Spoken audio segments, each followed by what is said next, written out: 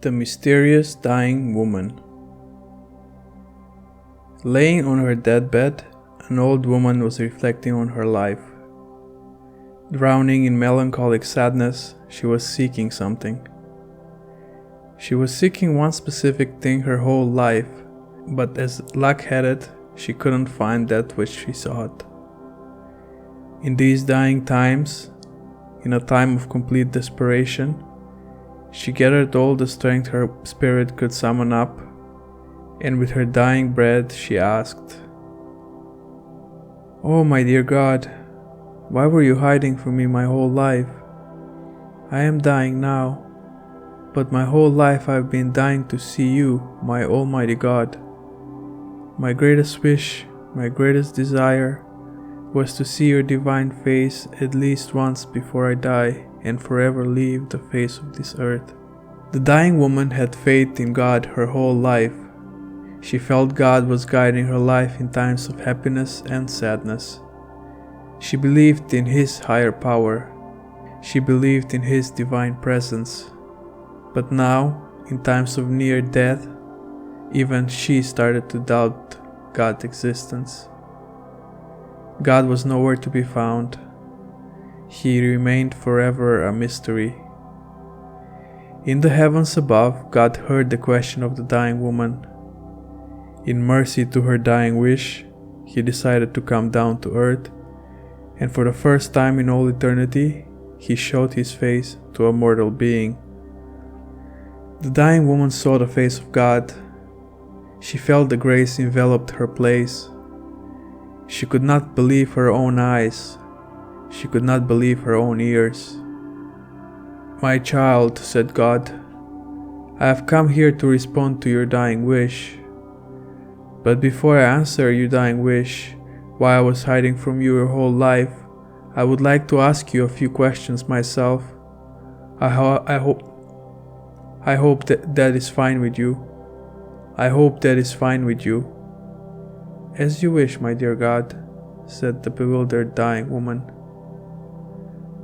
"A long, long time ago, when you were a little girl, when you were learning how to make your first steps on this earth, who did you admire most?" The dying woman was confused with the question, but she had to answer to God.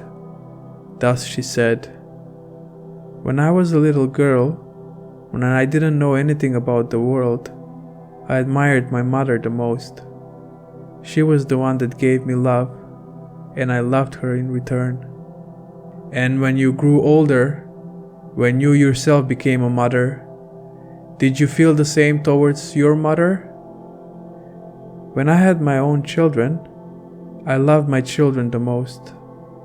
I still loved my mother, but my love for my own children was greater than the love for my mother. A mother always loves her children more than the children love the mother," said the dying woman. "Thank you for the honesty, my child," said God. "But tell me, when you grew a little older and walked this earth alone as a young adult, who did you admire the most then?" "When I was a free-spirited adult, I admired an insightful professor at my university. She was so intelligent and wise. I liked to be more like her. The wise professor who unselfishly shared all her wisdom with all her students is who I admired the most then. And later, when you too became wise, when you became a professor yourself, did you feel the same admiration towards the professor you so admired in your youth?" "Not really, my dear God. When I gained the wisdom of my professor, I no longer admired her. But then I started admiring my students more. My students who were full of life and innocence. I admired them and I wanted to share everything I had learned with them. A teacher always loves his students more than the students appreciate their teacher." "Again, thank you for being honest with me, my child. I think now you're ready to hear the answer to your original question. I think now I can reveal the mystery of why I was hiding from you your whole life," said God. "When you were a little girl, your mother sacrificed her time and love to give you the love you needed. If she didn't care for you, you wouldn't have such a caring and loving soul as you have now.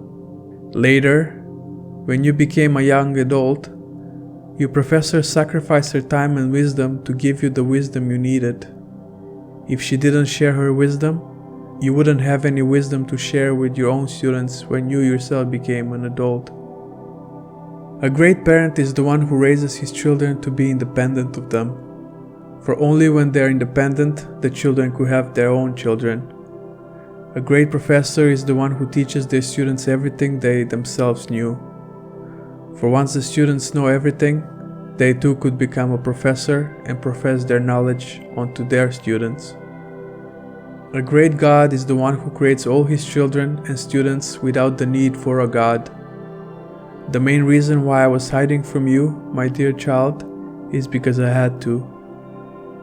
Your mother and professor sacrificed their time and knowledge to give you their love, but I, my child, I had to sacrifice myself to give you my love. I had to sacrifice my whole life. I had to sacrifice all my love and wisdom in order to give you your life. I had to die so you could be born. I had to become nothing so I could give you everything. Your dying wish was to know God, but my own dying wish was to gift you the gift of life. Throughout your whole life, I know you loved God with all your heart. But my child, God always loves his children more than the children can ever love God. With those last words of God, the dying woman merged into the light of God. On the earth, there was no longer a God or a dying woman, for they were both one light, forever extended above the heavens.